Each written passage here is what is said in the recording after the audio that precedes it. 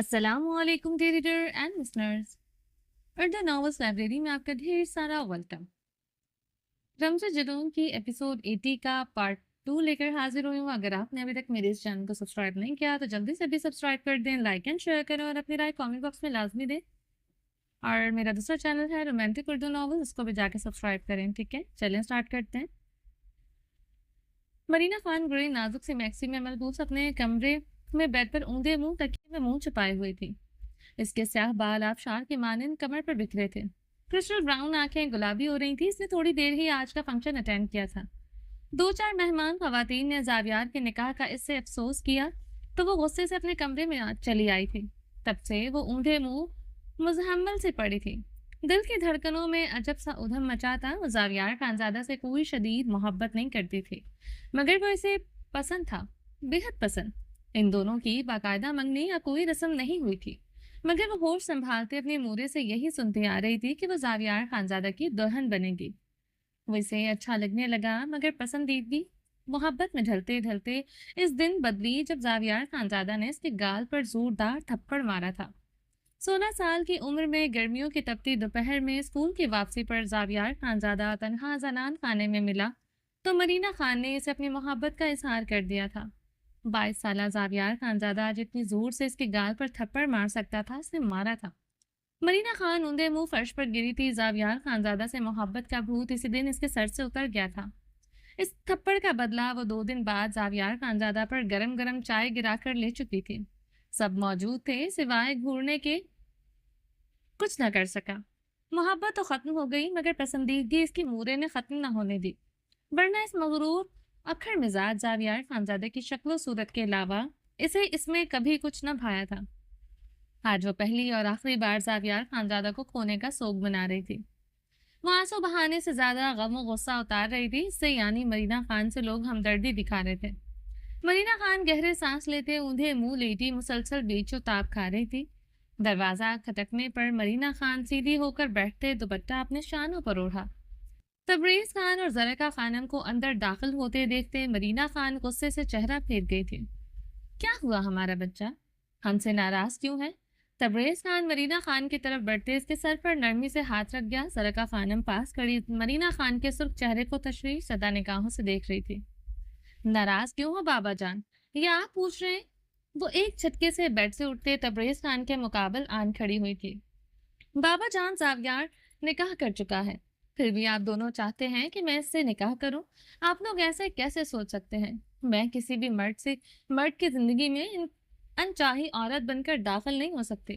مرینہ خان نے بھڑکتے ہوئے کہا۔ انچاہی تم نہیں ہوگا مرینہ خان، مرینہ وہ عائش ہے، انچاہی عورت 2 ٹکے کی اوقات نہیں اس کی۔ زرکا خانم نے جواباً غصے سے کہا۔ یہ کیسے کہہ سکتی ہیں مورے آپ؟ مرینہ خان نے غصے سے لب بھینچے تھے۔ خون بہا میں آیا ہے وہ، خون بہا میں آیا ہوا عورت کیا اوقات ہو سکتا ہے بھلا، جو آیا ہی سزا پانے کے لیے؟ پھر بھی اس کا اوقات دیکھنا ہے تو ایک بار اس کا بدن پر معمولی کپڑوں کو دیکھ لینا، اس کو نوکروں کی طرح باورچی خانے میں کام کرتے دیکھ لینا۔ یہ سب نہیں دیکھنا چاہتا، ایک بار اس کا بھیگی آنکھوں میں دیکھ لینا، تمہیں اس کا ٹوٹا بکھرا وجود ان آنکھوں میں نظر آ جائے گا۔ زاویار کا زندگی میں وہ کوئی حیثیت نہیں رکھتا۔ زرکا خانم کی باتوں پر مرینہ خان اپنی پیشانی انگلی سے سلتے تلخی سے ہنسی تھی۔ تبریز خان صوفے پر بیٹھے سگار سلگائے دھوئیں کے مرغولے اڑاتے اپنی آنکھیں غیر مرئی نقطے پر گاڑے ہوئے گہری سوچ میں گم تھا۔ For God's sake مورے، کیسی باتیں کر رہی ہیں؟ اس کی اوقات کپڑوں سے دیکھوں میں کیا؟ اسے کچن میں کام کرتے دیکھوں میں جو وہ ہر روز زاویار کے کمرے سے نکلتی ہے، اس کا کیا؟ شوہروں والے سارے حقوق دے رہا ہوں وہ اسے شوہروں والے سارے حقوق دے رہا ہے وہ اسے۔ آپ کہتی ہیں وہ زاویار کی زندگی میں کوئی حیثیت نہیں رکھتی؟ مرینہ خان دبی آواز میں چیخی تھی۔ صرف ضرورت کا واسطے مرینہ، ایسا کیسے ہو سکتا تھا؟ وہ نکاح کرتا اور اپنا حق نہ لیتا۔ کیا تم مردوں کی فطرت نہیں جانتا؟ عائش اگر بدصورت بھی ہوتا وہ پھر بھی اپنا حق لیتا۔ وہ ٹھہرا جوان خوبصورت عورت تو کیسے اسے اپنے کمرے میں جگہ نہ دیتا؟ زرکا خانم کی بات پر مرینہ نے خفت و خجالت سے تبریز خان کو دیکھا جو ابھی بھی گہری سوچ میں گم تھا۔ مورے میں زاویار سے نکاح نہیں کروں گی، کچھ بھی ہو جائے میں اس کی دوسری بیوی نہیں بن سکتی۔ مجھے ایسا مرد چاہیے جو صرف میرا ہو، میں کبھی اس سے نکاح نہیں کروں گی۔ مجھے پورا یقین ہے زاویار بھی مجھ سے نکاح نہیں کرنا چاہتا۔ مرینا خان دو ٹوک لہجہ اختیار کرتے بیڈ پر بیٹھتے اپنی بے ترتیب سانسیں درست کرنے لگی۔ چہرہ شدت جذبات سے سرخ ہو رہا تھا۔ وہ مرد ہے مرینا جسے دنیا میں 4 اور آخرت میں 70 حوروں کا تمنا رہتا ہے۔ عائش اس کے لیے خون بہا میں آیا ہوا ایک کمتر عورت ہے، جس کا اس کا نزدیک کوئی اہمیت نہیں۔ تم اس کا خاندانی بیوی ہوگا، اس کا بچوں کی ماں بنے گا۔ عائش وقت کے ساتھ اپنا خوبصورتی، اپنا جوانی کھو دے گا، پڑا رہے گا حویلی میں کسی کونے میں۔ تم کو عائش سے کوئی مسئلہ نہیں ہوگا۔ زرکا خانم نے اسے سمجھانے کی کوشش کی اور گاد مورے سمجھنے کی کوشش کریں۔ مجھے ایسے مرد کی بیوی نہیں بننا جو پہلے کسی اور عورت کو وہ سب کچھ دے چکا ہو جو جس پر میرا حق تھا۔ میں ایک بڑھتے ہوئے جھوٹے مرد کو نہیں اپنا سکتی۔ وہ تمام لحاظ بلائے طاق رکھتی چٹکتے اعصابوں سے چلائی۔ مرینا۔ تبریز خان صوفے سے اٹھتے گرجا تھا۔ مرینا خان تبریز کے چلانے پر اسے بھیگی نگاہوں سے دیکھتے اپنی مٹھیاں دبوچ گئی۔ بابا میں زاویار سے نکاح نہیں، کسی صورت نہیں کروں گی۔ سمجھنے کی کوشش کریں، کیا مجبوری ہے ایسی؟ میں ایک شادی شدہ مرد کی بیوی بنوں؟ کیا دنیا کے باقی مرد مر گئے ہیں؟ مرینا خان غصے سے احتجاجاً بولی تھی۔ تمہارا نکاح زاویار سے ہی ہوگا، چاہے کچھ بھی ہو جائے۔ یہ وعدہ ہم نے لالا سے کیا تھا تاکہ تم زاویار کا دلہن بنو، مطلب بنو گی۔ یہ ہمارا آخری فیصلہ ہے۔ اگر تم اس فیصلے کے خلاف جاؤ گی تو ہمارا مرا ہوا منہ دیکھو گی۔ تبریز خان سخت لہجے میں دھمکی دیتے کمرے سے نکل گیا تھا۔ مرینا خان نے گہرے سانس لیتے بھیگی گلابی آنکھیں زرکا خانم پر گاڑی تھیں۔ سمجھنے کا کوشش کرو مرینا، زاویار سے اچھا تمہارے لیے کوئی نہیں ہو سکتا۔ جہاں تک عائش کا بات ہے، جب تم زاویار کا بیوی بنے گا تو اسے عائش کے پاس مت جانے دینا۔ اتنا تو دمخم ہے تم میں کہ تم کر سکو۔ زرکا خانم کہتے کمرے سے نکلتی چلی گئی تھی۔ یہ ظلم ہے مورے، میں اپنے ساتھ یہ ظلم نہیں کروں گی۔ میں کسی ایسے مرد کی عورت نہیں بنوں گی جس نے میرے علاوہ پہلے کسی عورت کو چھوا ہو۔ مرینا خان چیختے ہوئے تکیے پر سر رکھ گئی تھی۔ اس کی آنکھوں کے گوشے ضبط کی حدوں کو چھوتے بھیگنے لگے تھے۔ اپنے مورے بابا سے اس صفاقی کی امید نہ تھی، جس نے کبھی کم پر اکتفا نہیں کیا تھا۔ آج کمتر پر اسے سمجھوتا کرنے کو کہا جا رہا تھا۔ زاویار خانزادہ سے عشق بھی ہوتا، وہ پھر بھی اس کی نہ بنتی۔ اب جبکہ وہ کسی اور کا ہو گیا تھا، وہ کیسے اس کی ہو جائے؟ جب تک عائش ملک اس کی زندگی میں ہے، میں مر جاؤں گی، اس سے نکاح نہیں کروں گی۔ وہ غصے سے چیختے اپنی جیولری نوچ نوچ کر اتار کر فرش پر پھینکتی جا رہی تھی۔ زرک خانزادہ رات کے آخری پہر کمرے میں داخل ہوا تھا۔ زنیشا جو بیڈ پر کروٹیں لیے اس کا انتظار کر رہی تھی، کمبل کے اندر مکمل غروب ہوتے سونے کا ناٹک کرنے لگی۔ وہ کمرے سے باہر رہنے پر زرک خانزادہ کی جان نکال سکتی تھی، مگر اس کے جائز تقاضوں پر وہ کیسے اسے خود کے پاس آنے سے روکے؟ اسے سمجھ نہیں آتا تھا، اس لیے وہ اس کے کمرے سے دیر سے آنے پر ضبط کا کڑوا گھونٹ پینے پر مجبور تھی۔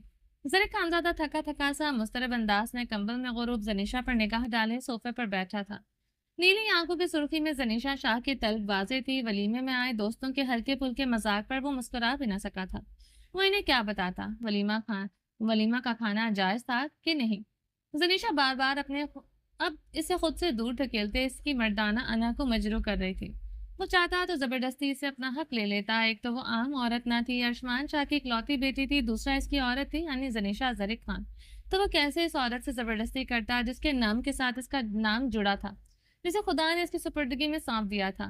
وہ کوئی بہت اچھا مسلمان اچھا انسان نہیں تھا، مگر اپنے سے جڑے رشتوں کے ساتھ وہ ناروا سلوک نہیں کر سکتا تھا۔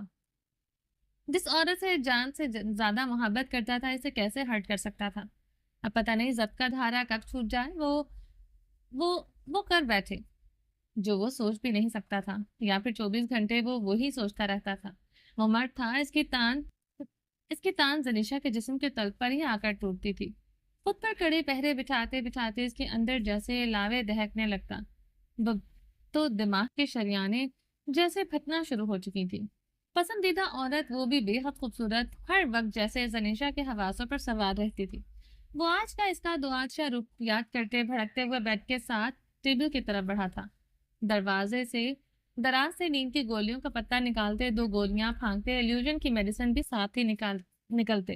پانی کا گلاس گٹا گٹ پی گیا۔ वो अपनी सुर्ख आंखें उंगलियों से मसलते सोफे की जानिब बढ़ा वेस्कोट उतारते जमीन पर पटकी थी। सोफे पर लेटते जनीशा का सोने का भारी चोकर कमर के नीचे आया था।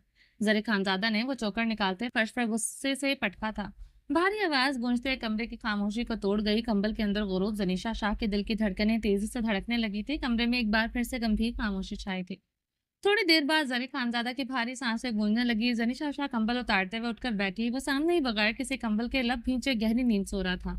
जनीशा गहरे सांस लेते न आंखों से इसे देख रही थी, ना इसका करीब आना बर्दाश्त था, ना इसे बेतनाई। वो तकिए पर सर रखते अपनी शराबी रंग की आंखों को छत पर गाड़ गई थी। मुझे तुमसे नफरत है जरी खानजादा, शिद्दत से नफरत। इसके लब रोज की तरह इसके इन अल्फाजों की माला जपने लगे थे। आंखों के गोशे भीगते तकिए को भिगोने लगे थे। अलार्म की आवाज पर आशिक ने नींद से गुलाबी होती आंखें खोलकर कमरे के में फैली मध्यम निलुगो रोशनी में वॉल क्लॉक की तरफ देखा था, जहां सुबह के 6 बज रहे थे। हवेली में अभी मेहमान थे, इसी वजह से जरका खानम के तमाम मुलाजमों और इसे सुबह जल्दी किचन में आने का हुक्म दिया। वो रात अलार्म लगाकर सोई थी। आयश ने जावियार खानजादा की गिरफ्त से निकलने की सही की थी। वो इस पर अपनी एक टांग और बाजू रखे गहरी नींद सो रहा था। आयश बेबसी से सिसक कर रह गई थी। ऐसे ही करता था वो अपनी थकन बेरहम शिद्दतों की सूरत में इस पर उतार कर भी इसे अपनी गिरफ्त से आजाद नहीं करता था। मुसलसल बजते अलार्म पर जावियार खानजादा ने नींद से भरी आंखें खोलते आयश को सर्द निगाहों से देखा। वो जावियार, मुझे आज किचन में जल्दी जाना है। आयश ने आहिस्तगी से अलार्म बजने की वजाहत दी। वो कंबल के अंदर इसके करीब जिस हुलिये में थी वो इसे खप से सुर्ख किए हुए था। क्यों? जावियार खानजादा अब हमें उचकाए इसके सुर्खकंथार चेहरे को बगौर देखते इसके गिर्द बेबाकी से हाथ लपेटते इसे अपनी बरहना चट्टानी सीने से लगा गया। आयश ने जावियार से के सीने पर दोनों हाथ जमाते इससे दूर होना चाहा था। वो जावियार खानजादा की पेशानी पर गहरे हुए थे। वो आयश की कमर पर अपनी भारी टांग रख गया था। वो इस वक्त सफेद ट्राउजर में मलबूस शर्टलेस था। आयश की लरसती पलकें झुकी थी। वो जावियार खानजादा ने हाथ बढ़ाते आयश के साइड वाली टेबल से अलार्म उठाते इसे बंद किया था। आयश की मुट्ठियों की गिरफ्त इसके सीने के भूरे बालों पर बड़ी थी। क्या पूछा है आयश? सुबह सुबह किचन में क्या है? जावियार खानजादा ने इसकी थोड़ी नरमी से जकड़े इसका चेहरा ऊपर उठाते इसकी नींद से भरी आंखों में झांका। वो आधी रात के बाद कमरे में आई थी। 2 घंटे पहले ही तो इसे अपनी जुनून भरी शिद्दतों से आजादी दी थी। मेहमान है तो काम ज्यादा है। तमाम मुलाजमों को भी आज जल्दी उठने को कहा था। आयश बेहद आहिस्तगी से बता रही थी। जावियार खानजादा की पेशानी के बल गहरे हुए थे। इसका खुद को मुलाजमाओं के बराबर दर्जा देना उस जावियार खानजादा का खून गर्म कर देता था। वो अभी भी गुस्सा उठ कर आया था। चली जाना, पहले मुझे तो पूरा कर दो। जावियार खानजादा अपने भड़कते खून पर काबू पाते इसके नाजुक बदन पर काबिज हुआ। आयश ने थकावट से गुलाबी होती आंखों से इसे देखा। आयश मलिक, मेरी थकावट, मेरी प्यास तुम्हारे वजूद से ही उतरती है। रात को देर से कमरे में क्यों आई? जावियार खानजादा ने मुकाबिल की समंदर नीली आंखों में झांकते भारी आवाज में पूछा। आयश के खूबसूरत जिस्म को हर पर्दे की बंदिश से आजाद देखते जावियार खानजादा की आंखें खुमार आलूद हो रही थी। आयश का कुल शेरनी वाला रूप याद आया तो जावियार खानजादा के लब महम से मुस्कुराहट में ढले थे। वो बेहद नरमी से आयश के मुलायम आरस पर उंगलियां फेरने लगा। आयश अपने कल के एक्ट से अभी तक घबरा रही थी। किससे डर रही हो? मुझसे या फिर मेरे घर वालों से? जावियार खानजादा की नाजुक कलाइयों पर अपने मजबूत हाथों का दबाव बढ़ा गया था। किसी से नहीं डरती, सिर्फ अपनी कम मायगी से डरती हो। किसी भी वक्त किसी के भी थप्पड़ का निशाना बन सकती हो। आयश ने जावियार खानजादा की आंखों में झांकते मध्यम लहजे में कहा, मेरे अलावा तुम्हें कोई सख्त हाथ से छू नहीं सकता। थप्पड़ मारना तो बहुत दूर की बात है। जावियार खानजादा संजीदगी से कहते आयश के गर्दन पर झुके शिद्दतें ढाने लगा। आयश की नीली आंखों से आंसू बेमौल होते इसके आरस को भिगोने लगे। वो खुद को मारे या कोई और औरत, कोई और, तो एक ही बात थी। जो थप्पड़ शौहर मारे इसकी अजियत से बढ़कर अजियत क्या हो सकती थी भला? वो कर्ब से सोचते इसका जुनून गर्दन से नीचे दिल के मकाम पर सहते सिसके।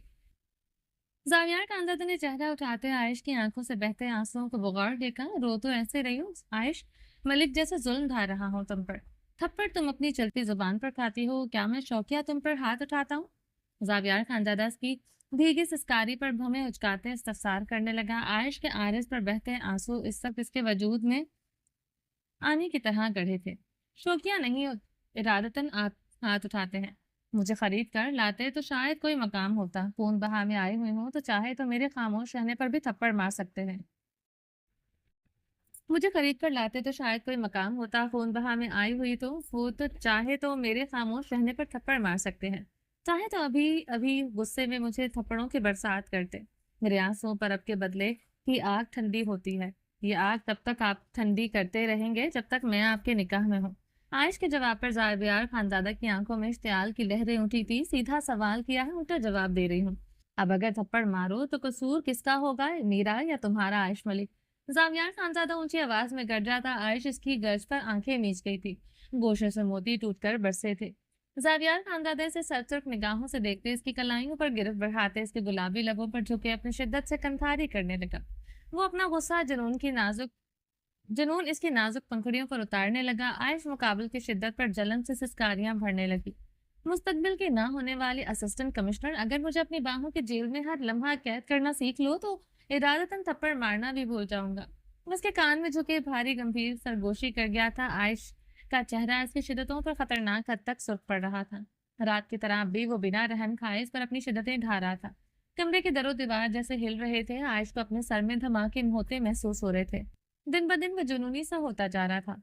आयश स्याह रंग की सिंपल सी फ्रॉक में मलबूस स्याह वेलवेट की शॉल सर पर ओढ़े नाश्ते की ट्रॉली धकेलते कमरे में दाखिल हुई थी। ज़ावियार खानज़ादा को देखकर वो एक लहजे को चुटकी थी। वो मिरर के आगे खड़ा खुद पर परफ्यूम छिड़क रहा था। वो इस वक्त ब्लू जीन्स पर of white sleeve lining shirt पहने हुए था। ये पहली मर्तबा था आयश ने इसे जीन्स शर्ट में देखा था। इस्तांबुल के साहिल समंदर पर भी वो जीन्स शर्ट जैकेट में मलबूस हॉर्स राइडिंग कर रहा था। मगर इस वक्त दोनों एक दूसरे का चेहरा नहीं देख सके थे। आयश ट्रॉली घसीटते सोफे के पास खड़ी करते ड्रेसिंग रूम की तरफ बढ़ी गई थी। ज़ावियार के साथ चमकते शूज ड्रेसिंग रूम में बने शूज रेक से निकालते वो कमरे में आते इसके कदमों में रुक गई थी। ज़ावियार खानज़ादा शूज पहनते अपनी पैंट के हुक्स में स्याह बेल्ट डाल रहा था। इस्तांबुल के साहिल पर ज़ावियार खानज़ादा के साथ एक ही घोड़े पर बैठे इसके लफ्ज आयश के समातों में गूंजने लगे थे। बैठी रहो तमीज से, ओ मैडम। मर्द और घोड़े में ज्यादा फर्क नहीं होता, दोनों बिदक जाएं औरत के लिए संभालना मुश्किल हो जाता है। आयश मिरर में मुकाबिल का खूबरू वजीह चेहरा देखते इसके लफ्जों को याद कर रही थी। अब अपने लफ्ज याद करते इसकी आंखें भीग गई थी। ऐसी ही तो बात थी, बाद में करती थी। गाली पहले देती थी, चाहे सामने किसी मुल्क का मिनिस्टर भी हो। तुम मुझे जानते नहीं, who I am, you rascal. वो ज़ावियार को गाली देते हलक के बल चिल्लाए। औरत को गाली देना मेरी फितरत नहीं, मगर इसे इसकी औकात याद करवाना इस खानजादे की फितरत नहीं है। इसकी सरशत में भी शामिल है। आज ये खानजादा तुम्हें तुम्हारी औकात याद दिलाएगा। वो अपनी बेल्ट पैंट से बेल्ट खींच कर एक ही जस्ट में निकालते घोड़े पर इस बेल्ट के बेदर्द जर्ब लगाते इसके कान में फुफकारा था।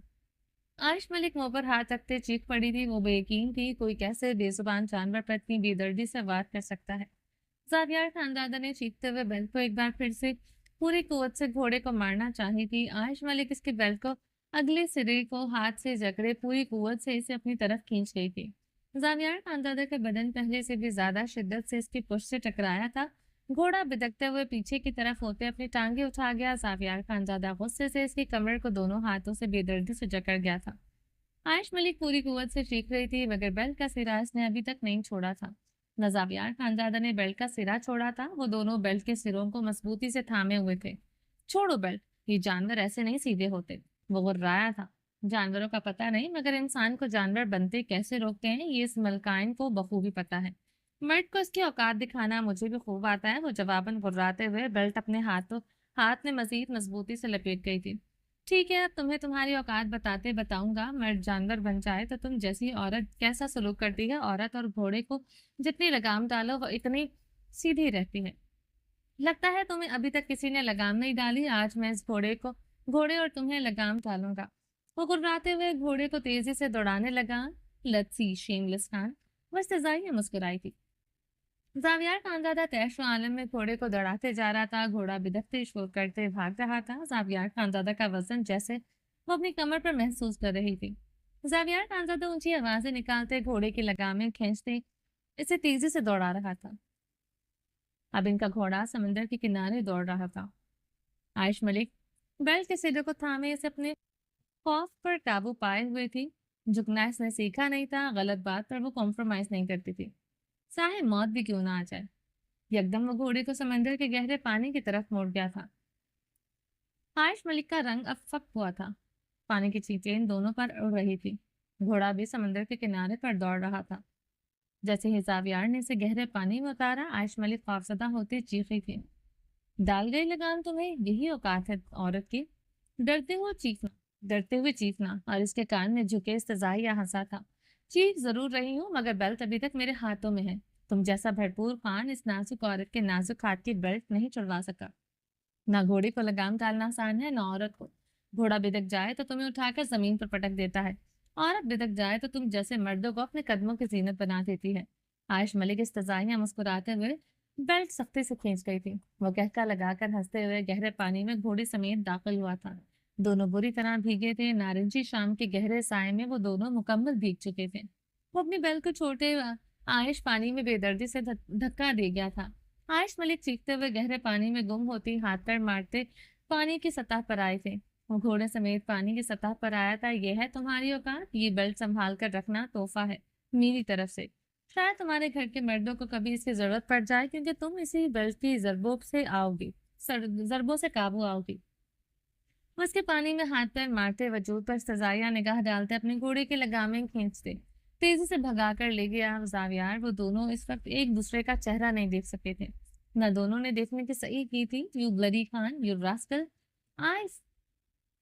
I will kill you۔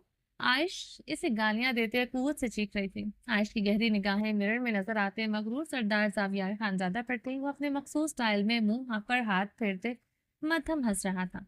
عائش اس کی ہنسی پر خط سے سرخ پڑتے نگاہیں چکا گئی تھی۔ وہ کب سے اسے مجسم بنی دیکھ رہی تھی۔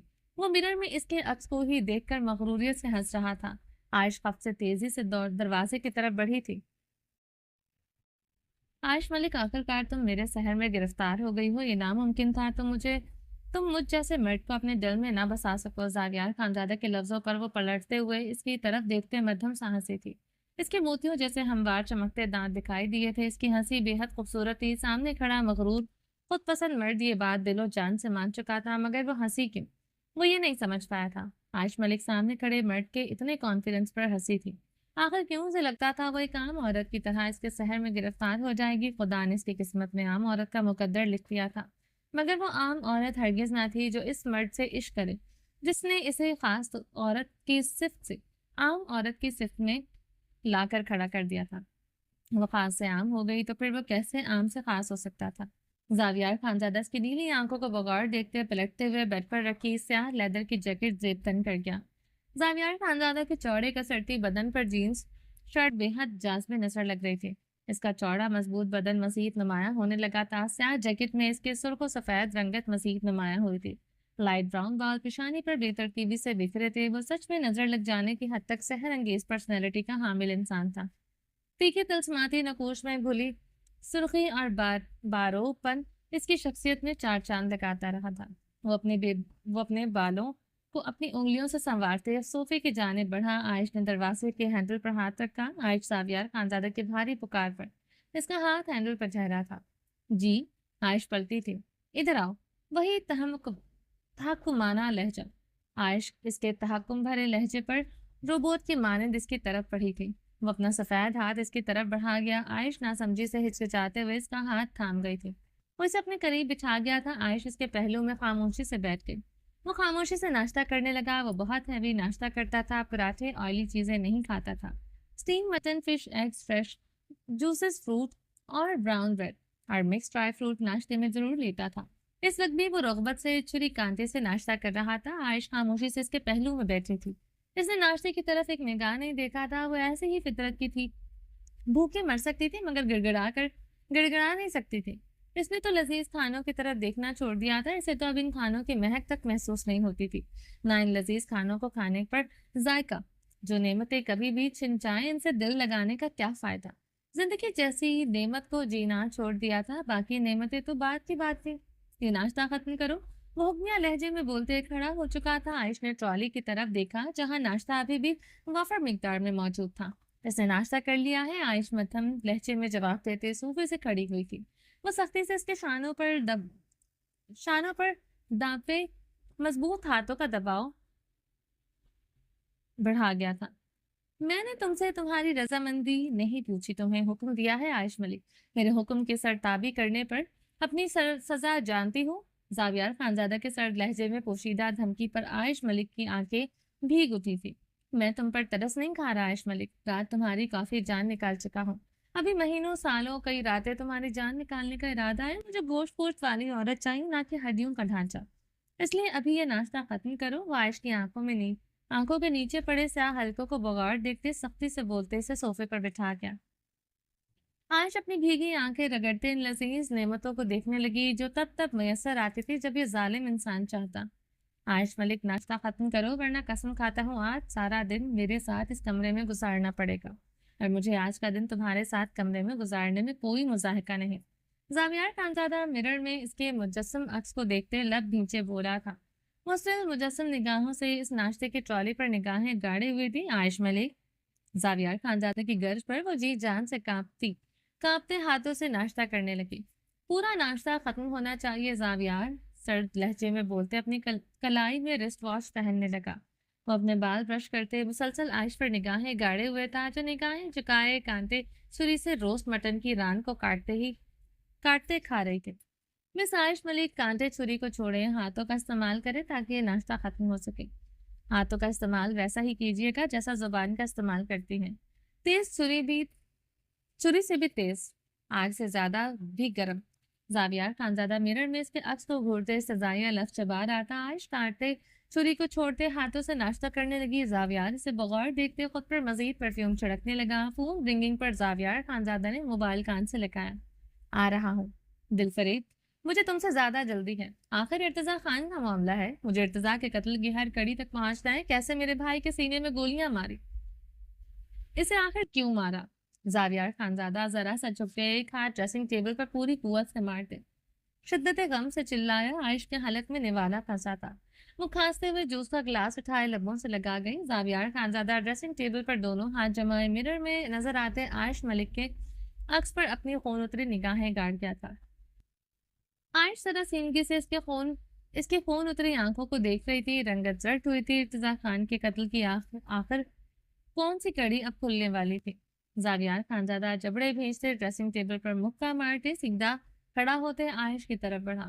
میں شہر جا رہا ہوں، مجھے 2 دن لگیں گے میرے آنے تک۔ اپنی زبان، اپنا دماغ اپنے قابو میں رکھنا، یہاں تم اسسٹنٹ کمشنر کے طور پر نہیں، خون بہا میں آئی ہوئی ہو۔ زاویار خانزادہ چپتے ہوئے صوفے کی سطح پر اس کے دونوں اطراف میں اپنے ہاتھ رکھتے اس کی نم آنکھوں میں اپنی آنکھیں گاڑ گیا۔ یاد رکھنا عائش ملک، میرے علاوہ تمہیں کوئی انگلی سے بھی نہیں چھو سکتا، مگر ہاں، میں تمہاری بوٹی بوٹی کر سکتا ہوں۔ زاویار خانزادہ اس کی نیلی آنکھوں کے گوشوں پر ٹھہری نمی کو اپنے انگوٹھے کے پوروں سے بے حد سختی سے چننے لگا۔ عائش کے لبوں سے مدھم سسکاری نکلی تھی۔ زاویار خانزادہ عائش کو بغور دیکھتے لمبے لمبے داغ پھٹتا کمرے سے نکل گیا تھا۔ درخزی خانزادہ کی گاڑی اونچے نیچے راستوں پر ہچکولے کھاتے ہوئے ہواؤں کے دوش پر سفر کر رہی تھی۔ اطراف میں سرسبز پہاڑ اور گہری کھائیاں تھی۔ سیاہ شلوار قمیض میں ملبوس سیاہ شال کندھوں پر ڈالے ہوئے تھا، اس کے چہرے پر شدید قسم کی سرخیاں گھلی ہوئی تھی۔ وہ اپنی گاڑی کی سپیڈ اب خطرناک حد تک بڑھا گیا تھا۔ یکدم دریا کے کنارے پر اس کی گاڑی کو بریک لگی تھی۔ آتشی گلابی رنگ کے پٹھانی فراک میں ملبوس ملالہ خان سیاہ چادر میں اچھی طرح لپٹی تھی، سیاہ نقاب میں اس کی سبز گہری آنکھیں دکھائی دے رہی تھی۔ درخزی خانزادہ کو دیکھ کر اس کی غلافی آنکھیں خوف سے پھیلی تھی، چہرے کا نقاب ڈھلک گیا تھا، رنگت خوف سے خطرناک حد تک سفید پڑی تھی۔ درخزی خانزادہ اسٹرین کو دونوں ہاتھوں سے جکڑے ونڈ اسکرین سے اسے سرد برفیلی نگاہوں سے گھور رہا تھا۔ ملالہ خان رخ پلٹے کانپتے ہاتھوں سے بٹنوں والا چھوٹا سا موبائل اپنی چادر کے اندر سے اپنی فراک کے گلے میں سے اندر ڈال گئی تھی۔ دل کی دھڑکنیں جیسے وائبریٹ پر لگ چکی تھی۔ وہ اتنی بری طرح کانپ رہی تھی کہ ٹانگوں پر کھڑا رہنا مشکل تھا۔ پیشانی پر پسینے کی بوندیں چمکنے لگی تھی۔ درخزی خانزادہ گاڑی سے نکلتے تیز تیز قدموں سے ملالہ خان کی طرف بڑھا۔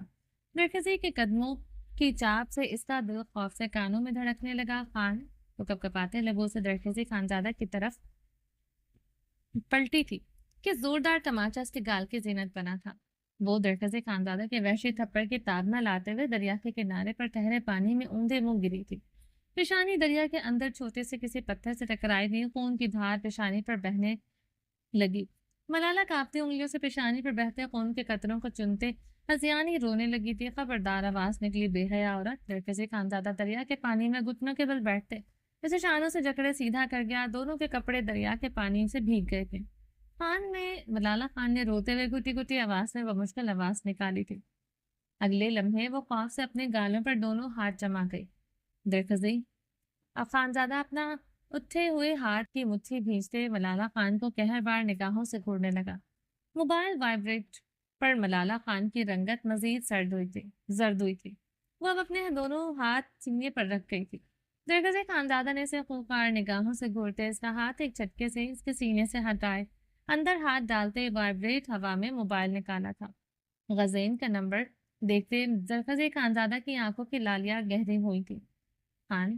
ملالہ خان کٹی کٹی آواز میں سسک اٹھی تھی. خبردار اپنی گندی زبان سے میرا نام لیا. درگزر خانزادہ اپنے ہونٹوں پر انگلی رکھے سرگوشی نما آواز میں پکارا تھا. ملالہ خان کے فون پر مسلسل غزین کی کال آ رہی تھی. بات کرو اس مردود سے. خبردار اسے پتہ چلا میں تمہارے ساتھ ہوں. اسے کوئی بھی ہنٹ دیا تو اس کے دریا کے اوپر تمہاری لاش کچھ دنوں بعد تیر رہی ہوگی. درخزر خانزادہ کی سرد گراہٹ پر ملالہ خان کا رگوں میں دوڑتا خون مجمد ہوا تھا. وہ مکان کے انداز میں اس بات میں سر ہلا گئی تھی. درخزر خانزادہ نے کال ریسیو کرتے اسپیکر آن کرتے فون ملالہ خان کے لبوں کے آگے کیا. ہیلو. ملالہ خان نے اپنی بھیگی آواز پر قابو پایا. درخزر خانزادہ تقریباً اس کے اوپر جھکا ہوا تھا. ملالہ کہاں ہو تم؟ مجھے تم دکھائی نہیں دے رہی. اسپیکر پر غزین کی بے چین آواز ابھری. درخزر خانزادہ کی مٹھی سختی سے بھینچی تھی. وہ تیش و عالم سے پاگل ہوتے ملالہ خان کے گال کو مٹھی میں دبوچ گیا تھا. ملالہ خان دانت پر دانت چبائے تصویر روک گئی تھی. میں آ ہی رہی ہوں. ملالہ نے بمشکل آواز نکالی. ملالہ مجھے معاف کر دو. ایک بار یقین مانو میں تمہارے سارے غم دور کر دوں گا. اور درخزر تمہارے لائق نہیں. غزین کی آواز پر ملالہ خان درخزر خانزادہ کی خون اتری آنکھوں میں دیکھتے مسلسل سر نفی میں ہلا رہی تھی. میں خان سے محبت کرتی ہوں. تم پر تھوکتی ہوں. ملالہ یکدم اپنے حواس پوتی ہزیانی چلائی. بکواس بند کرو ملالہ ورنہ تمہیں بدنام کر کے اپنے نام کر لوں گا. اس سے اچھا ہے درخزر خان سے طلاق لے کر میرے پاس آ جاؤ. وہ اسپیکر پر چیخا تھا. تم مردود ہو, گدھ ہو غزین, اور ملالہ حرام خوروں کو خود کو نہیں سونپ سکتی. ملالہ غزین سے بھی بلند آواز میں چیخی تھی. درخزر خانزادہ پورے وجود کی ظاہر ہوتی رگوں کے ساتھ یہ سب سمجھنے کی کوشش کر رہا تھا. یکدم اسپیکر پر گولیوں کی بوچھار سنائی دی. غزین کی چیخیں سنائی دی. وہ دیکھو خان. ملالہ خان نے روتے ہوئے انگلی کے اشارے سے اوپر پہاڑ کی طرف اشارہ کیا جہاں مسلح افراد کھڑے تھے جو نیچے سے بمشکل ہی نظر آ رہے تھے. یکدم ملالہ خان کا فون پھر سے وائبریٹ ہوا تھا. اس بار ملالہ خان نے درخزر سے فون لیتے اسپیکر آن کیا تھا. بی بی جی, غزین شدید زخمی ہو گیا مگر بچ نکلا ہے. اسپیکر پر گونجتی آواز پر درخزر خانزادہ کے جبڑے بھینچے تھے. درخزر خانزادہ نے دانت پر دانت جمائے فون دریا میں پوری قوت سے غصے سے اچھالا. ملالہ خان کی مدھم سسکیاں گونجنے لگی تھی. چادر اچھی طرح سے اوڑھو اور اٹھو. درخزر خانزادہ برفیلے لہجے میں حکم دیتے کھڑا ہوا. ملالہ خان بھی اپنے چکراتے وجود کو سنبھالتے اپنی چادر اچھی طرح سر پر اوڑھے کھڑی ہوئی تھی. درخزر خانزادہ اس کی کلائی جکڑے اپنی گاڑی کی طرف بڑھ گیا تھا. درخزر خانزادہ کی گاڑی ایک بار پھر سے اونچی نیچے راستوں پر ہچکولے کھا رہی تھی. فرنٹ سیٹ پر ملالہ خان کی دبی دبی سسکیاں گونج رہی تھی. بند کرو یہ سسکیاں ملالہ. وہ اسٹیئرنگ پر ہاتھ مارتے دہاڑا الزام لگنے اور مار کھانے پر آنسو بھی نہ بہیں. یہ کیسے ہو سکتا ہے خان؟ مجھے عورت ہونے کا مارجن نہیں دیتے, انسان ہونے کا مارجن نہیں دیتے. ملالہ خان نے زخمی لہجے میں شکوہ کیا. عورت کا جو مقام میرے دل میں ہے ملالہ, تم نے وہ مقام خود ہی گرایا ہے جو تم کر چکی ہو. اب اگر سیدھی بھی چلو گی دنیا تمہیں ٹیڑھی نگاہ سے دیکھے گی. تمہارے لباس میں پڑی ایک سلور تک کو مشکوک نگاہوں سے دیکھا جائے گا. درخزر خانزادہ کی باتوں پر وہ سیٹ سے ٹیک لگائے چہرہ ہاتھوں میں چھپائے رونا شروع ہو چکی تھی. درخزر خانزادہ گہرے سانس لیتا ڈرائیو کر رہا تھا. ملالہ کی سبز آنکھوں سے سیلابی ریلا رواں تھا. اس کا نازک جسم لرز رہا تھا. مجھے کیوں نہیں بتایا؟ خود کیوں آئی؟ درخزر خانزادہ نے اس کے آنسوں سے جھنجھلاتے ہوئے اسٹیئرنگ پر ہاتھ مارا تھا. تم یقین کرتے مجھ پر کیا خان؟ ایک بار پھر سے میرے کردار پر وار کرتے. کہتے غزین کو میں نے راستہ دکھایا ہے. میرا مرد ہوتے ہوئے بھی میں تنہا ہوں تو کیا کرتی میں؟ وہ درخزر خانزادہ کی طرف دیکھتے حالت کے بل چیخ رہی تھی. درخزر خانزادہ اس کی چیخ پر ایک جست میں گاڑی روکتے اس پر جھکا. ملالہ خان سیٹ میں سمائے سراسیمگی سے مقابل کی سرخ آنکھوں میں دیکھنے لگی. درخزر خانزادہ نے دانت پر دانت جمائے اپنی قمیض کی پاکٹ سے ٹشو نکالتے ملالہ خان کی پیشانی کے زخم پر رکھا. زخم کافی گہرا آیا تھا. خان. ملالہ خان اس کی ذرا سے رحم دلی پر سسکاریاں بھرتے درخزر خانزادہ کے دونوں گالوں پر ہاتھ رکھتے تھے. آئندہ حویلی سے نکلی تو جان سے مار ڈالوں گا۔ درگزر خانزادہ اس کے سبز بھیگی آنکھوں میں دیکھتے سرد لہجے میں وارن کر گیا۔ خان اپنا لو مجھے، ورنہ یہ دنیا مجھے سنسار کر دے گی۔ تم جانتے ہو نا، خدا معاف بھی کر دے دنیا نہیں کرتی۔ وہ اس کے گال پر ہاتھ جمائے گڑ گڑانے لگی تھی۔ درخزیز کے ہاتھ اپنے گالوں سے ہٹاتے سیدھا ہوتے گاڑی سٹارٹ کر گیا۔ آئندہ تم نہ حویلی سے نکلو گی نہ موبائل استعمال کرو گی، وہ سرد لہجے میں حکم دیتے گاڑی کی سپیڈ بڑھانے لگا۔ مولانا خان گہرے سانس لیتے ونڈ اسکرین کو نم نگاہوں سے دیکھ رہی تھی۔ Are you D for what? Did not you hear what I just said? درخزی Malala کی خان کی خاموشی پر جھنجھلاتے ہوئے چیخا۔ جی خان، جیسے آپ کہیں۔ ملالہ خان مدھم لہجے میں جواب دیتے اپنی سائڈ کی کھڑکی سے باہر دیکھنے لگی۔ گاڑی میں اب گہری گمبھیر خاموشی چھائی تھی۔ یکدم وہ بے یقینی سے گاڑی روک گیا، آنکھوں میں تیرتے سرخ دوروں کے ساتھ وہ مجسم ہوا تھا۔ اسٹیئرنگ پر جمی مضبوط ہاتھوں کی سبز وینز ابھر آئی تھی۔ سامنے ہی انایا ننگے پیر نیلے رنگ ڈریس پر سفید کڑھائی والی چادر اوڑھے کھڑی تھی۔ وہ بھیگی زخمی آنکھوں سے درخزی خانزادہ کے ساتھ فرنٹ سیٹ پر بیٹھی ملالہ خان کو دیکھ رہی تھی۔ دوسرے لمحے وہ اپنے ہوش کھوتے زمین بوس ہو گئی تھی۔ درخزی خانزادہ جلدی سے گاڑی سے اترتے اس کی طرف بڑھا تھا، البتہ ملالہ خان گاڑی میں ہی بیٹھی رہی تھی۔ سوین میری جان، وہ انایا کے گال تپتپاتے بدحواس ہوتے چیخا تو ملالہ خان تڑپتے آنکھیں موند گئی تھی۔ درخزی خانزادہ اسے اپنی گود میں اٹھائے گاڑی کی طرف تیزی سے بڑھتے اسے پچھلی سیٹ پر لٹا گیا تھا۔ خود ڈرائیونگ سیٹ کی طرف بڑھتے گاڑی سٹارٹ کی۔ گاڑی پھر سے اونچی نیچے راستوں پر دوڑ رہی تھی۔ اب کی بار ڈرائیونگ سیٹ پر بیٹھا مرد مضطرب انداز میں گاڑی چلاتے بار بار پیچھے مڑتے دیکھ رہا تھا۔ تقریباً 1.5 گھنٹے کے بعد گاڑی ایک ہسپتال کے آگے رکی تھی۔ پہاڑوں پر اب تاریکی اتر آئی تھی۔ درخزی اور ملالہ خان گاڑی سے اترے۔ درخزی پچھلی سیٹ کی طرف بڑھتے انایا کے وجود کو اس کی چادر سے اچھی طرح ڈھکے اسے گود میں اٹھائے تیز تیز قدموں سے ہسپتال کے اندر داخل ہوا۔ ملالہ خان بھاگتے ہوئے درخزی خانزادہ کے قدموں کا ساتھ دے رہی تھی۔ درخزی خانزادہ گائنی وارڈ کی طرف بڑھتے ایمرجنسی روم کی طرف بڑھا۔ 2 نرسیں اسے راستے میں روک گئی تھیں۔ سر، انہیں اسٹریچر پر لٹائیں، اس وارڈ میں مردوں کو اندر آنے کی اجازت نہیں، نرس نے درخزی خانزادہ کو روکتے ہوئے کہا۔ درخزی خانزادہ اسے لمحے اسٹریچر پر عنایت کو لٹایا تھا۔ نرس نے اسٹریچر کو دھکیلتی ایمرجنسی روم کی طرف بڑھی۔ میری بیوی اور بچے کو کچھ نہیں ہونا چاہیے، اگر ذرا سا بھی کچھ ہوا میں اس ہسپتال کو آگ لگا دوں گا۔ درخزی یکدم تیش و عالم سے دہاڑا تھا۔ عنایا کی حالت دیکھتے اس کے اعصاب بھاری ہو رہے تھے۔ ایک لیڈی ڈاکٹر نے ایمرجنسی روم میں داخل ہوتے درخزی کو مڑتے ہوئے دیکھتے نرس پر سوالیہ نگاہیں گاڑی۔ ڈاکٹر مریضہ کا مرد ہے اور سردار بھی ہے، اس لیے اس کی وارڈ کی طرف اس کو آنے دیا، روکا نہیں گیا، نرس نے جھکتے ہوئے کہا۔ ڈاکٹر کے کان میں سرگوشی کی۔ ڈاکٹر اس بات میں سر ہلاتے خاموشی سے ایمرجنسی روم کی طرف بڑھ گئی تھی۔ درخزی خانزادہ اپنے بالوں میں انگلیاں پھنساتے دیوار پر پوری قوت سے مکہ مار گیا تھا۔ خان، مولانا خان نے درخزی خانزادہ کے کندھے پر ہاتھ رکھا تھا۔ نہیں رہ سکتا اس کے بغیر، نہ اپنے بچے کے بغیر ملالہ، وہ کیوں نہیں سمجھ سکتی؟ جان بستی ہے میری اس میں بھی اور میرے بچے میں۔ درخزی خانزادہ نے پلٹتے ہوئے نم لہجے میں کہا۔ کچھ نہیں ہوگا خان اسے اور تمہارے بچے کو، خدا پر یقین رکھو، ملالہ خان ڈبڈبائے لہجے میں کہتے چادر سے اپنی آنکھوں کے کونے رگڑنے لگے۔ مقابل کے لہجے میں کسی دوسری عورت کے درد محسوس کرنا بہت اذیت ناک تھا۔ مر جاؤں گا اور مار ڈالوں گا اسے اگر میرے بچے کو ذرا سی بھی آنچ آئی۔ درخزی خانزادہ خون نشان درندے کی مانند گرراتے ہوئے اپنی مردانہ شال کندھوں پر ٹھٹکتے باہر کی جانب تیز تیز قدموں سے بڑھ گیا تھا۔ عائش زمر خان کے تمام کپڑے تہہ کیے ہوئے انہیں ہاتھوں میں تھامے زمر خان کے کمرے کی طرف بڑھی۔ دروازے کے پاس اس کے قدم رکے تھے۔ اندر سے آتی ہی زمر خان کی آوازوں پر عائش پریشان ہوئی تھی۔ عائش دروازہ کھول کر اندر داخل ہوئی تو زمر خان فخر رنگت سے عائش کو دیکھتے بیڈ پر بیٹھتے اپنے سر کو دونوں ہاتھوں میں جکڑ گئی۔ وہ بری طرح ہانپ رہی تھی۔ عائش زمر کے کپڑے بیڈ پر رکھتے تیزی سے اس کی طرف بڑھی۔ زمر خان نے بے بسی سے عائش کی طرف دیکھا تھا۔ سرمئی آنکھیں سرخی مائل ہو رہی تھی۔ خدا کرے التمش اور زاویار کسی گاڑی کے نیچے آ کر مر جائیں۔ زمر خان اپنے گال کو پیٹتی چیخ رہی تھی۔ زمر، عائش نے اس کے ہاتھوں کو جکڑنا چاہا۔ خدا کرے التمش گولیوں سے چھلنی ہو جائے، خدا کرے وہ کسی گاڑی کے نیچے آ جائے۔ وہ ہذیانی ہوتے اپنے گال پیٹتی جا رہی تھی۔ التمش خانزادہ سفید شلوار قمیض میں ملبوس سیاہ لیدر جیکٹ پہنے سنجیدگی سے گاڑی ڈرائیو کر رہا تھا۔ فرنٹ سیٹ پر زاویار خانزادہ بلو جینس میں ملبوس آف وائٹ شرٹ پر سیاہ لیدر جیکٹ پہنے ہوئے بیٹھا تھا۔ پیچھے اوپن سیٹوں پر 2 گارڈز بندوقیں لیے بیٹھے تھے۔ ان کی گاڑی سوات کے حدود سے گزر رہی تھی۔ گاڑی میں گمبھیر خاموشی چھائی تھی۔ التمش، یکدم زاویار خانزادہ کی گرج گاڑی میں گونجی تھی۔ पिछले 2 घंटों से खामोशी टूटी थी। जी खान, आप पर अल्तमिश की जान भी कुर्बान। अल्तमिश खानजादा की मध्यम आवाज गूंजी। अल्तमिश, वो पहले से ज्यादा ऊंची आवाज में गूंजा। आप पर अल्तमिश की जान भी कुर्बान। अल्तमिश खानजादा की आवाज पहले से ऊंची हुई। अल्तमिश। जावियार खानजादा की दहाड़ पर गाड़ी भी जैसे डोली थी। आप पर अल्तमिश की जान भी कुर्बान, वो भी अब ऊंची आवाज में बोला था। जावियार खानजादा महम सा मुस्कुराते सीट से टेक लगाए आंखें मूंद गया था। तुम्हारी जान नहीं, वफादारी चाहिए अल्तमिश।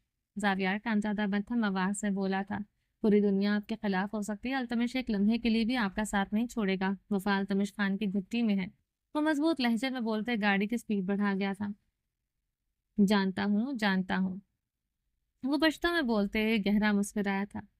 जहाज स्वीडन के लिए उड़ान भर रहा था। वो रेड फ्रॉक में मलबूस स्याह गरम चादर खुद पर ओढ़े हुए थी। इसकी हेजल ग्रे आंखों में उदासियों के हिलकोरे थे।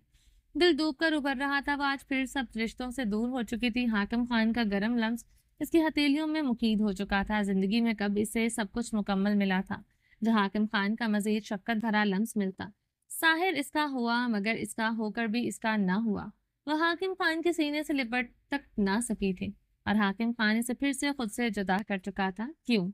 वो मुसलसल सोच रही थी। खुदा से मांगना इसने अब छोड़ दिया था।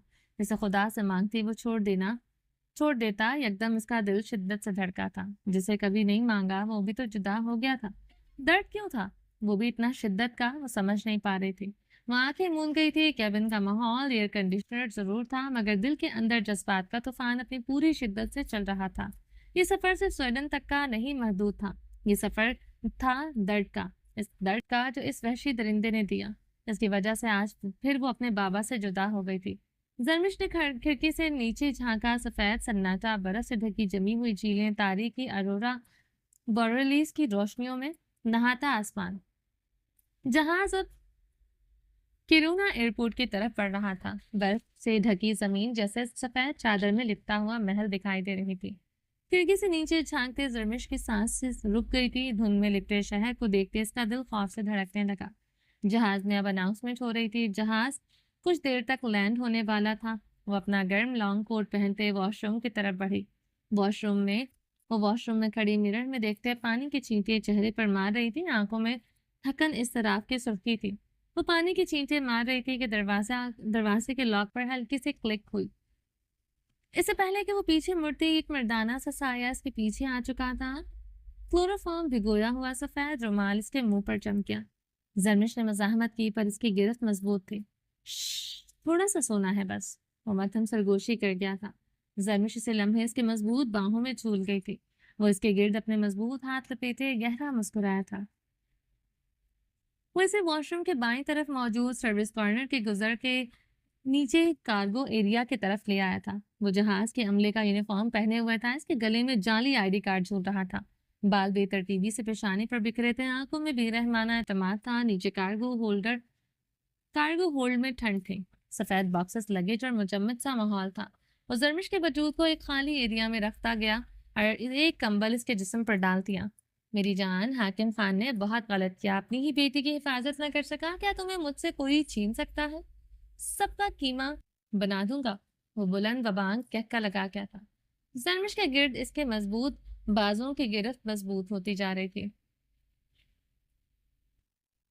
किरोना एयरपोर्ट पर कुछ अफराद एक दूसरे पर थोड़ी दूरी पर खड़े जरमिश का इंतजार कर रहे थे। एयरपोर्ट के तमाम मुसाफिर बाहर आ चुके थे, मगर सिर्फ जरमिश खान नहीं आई थी। इन अफराद की पेशानी पर पसीना चमकने लगा। वो लोग चारों तरफ फैल गए। जरमिश को अगर वो अगवा ना कर सकते तो इन्हें सख्त सजा मिलती। बॉस, जरमिश खान एयरपोर्ट से बाहर नहीं आई। इसे फोन पर इतला दे दी गई थी। फोन की दूसरी तरफ कोई पागल होते चीखा था। वो हर हाल में चाहिए थी। फोन पर मुसलसल वो चीख रहा था। दूसरी तरफ हाकिम खान को जरमिश की सेफ्टी लैंड होने की खबर मिल चुकी थी। एयरपोर्ट पर जरमिश की जाली तस्वीर हाकिम खान को सेंड कर दी गई थी। कार्गो में मौजूद जरमिश को अपने सीने से लगाए वो हेगला मुसलसल कह के लगा रहा था। चलें जी, बाकी का नेक्स्ट एपिसोड में कंटिन्यू करेंगे। उम्मीद है आपको ये एपिसोड पसंद आई होगी। मेरे चैनल को सब्सक्राइब नहीं किया तो जल्दी से अभी सब्सक्राइब कर दें, लाइक एंड शेयर करें और अपनी राय कमेंट बॉक्स में लास्ट में दें। मेरा दूसरा चैनल है रोमांटिक उर्दू नॉवेल्स, उसको भी जाके सब्सक्राइब करें। اپنا ڈھیر سارا خیال رکھیے گا، دعاؤں میں یاد رکھیے گا. ملتے ہیں نیکسٹ ایپیسوڈ میں، تب تک کے لیے اللہ حافظ.